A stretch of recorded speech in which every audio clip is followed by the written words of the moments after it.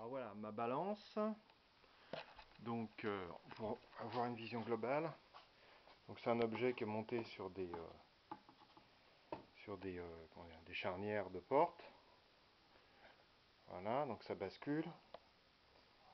Voilà, donc j'ai mon projeteur de flux ici qui passe par un tuyau, voilà, et qui va jusqu'à la buse. Voilà. Donc là j'ai ma partie réceptrice du flux.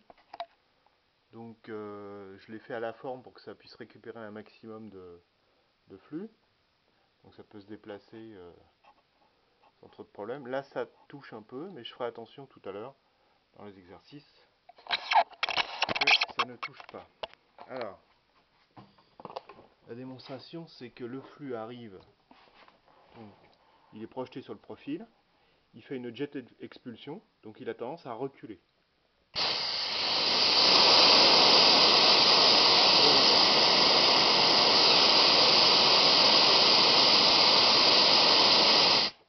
Là on voit nettement que lorsque je projette le flux, à un moment donné, ça se stabilise, c'est-à-dire que ça ne recule plus.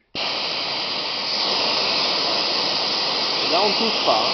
On peut aller plus en arrière, si je le touche à la main, on peut y aller. Là on ne touche pas, il y a un jour, il n'y a pas de problème. Voilà, donc maintenant ce que je vais faire, c'est que je vais enlever une partie du flux qui est projeté. Alors je vais quand même bien détailler le phénomène de recul. Voilà.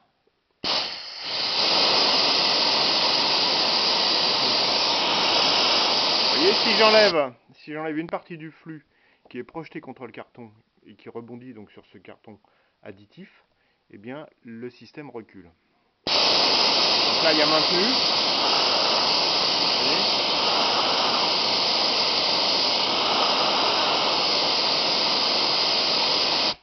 Voilà. Donc en fait ce qui se passe, c'est qu'on a un problème d'étanchéité dans la position. Donc là j'essaie de reculer ça comme ça, voilà. De manière à ce qu'on puisse aller plus loin.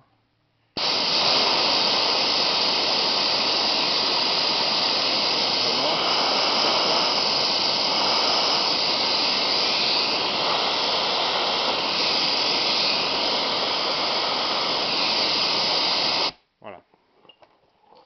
Donc maintenant, si j'enlève complètement l'appui,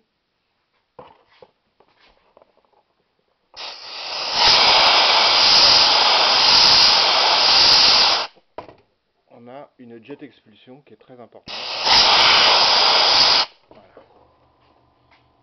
Alors que si je remets l'appui, je le resserre un peu, voilà. On a notre équilibrage qui se fait. Donc là on voit bien.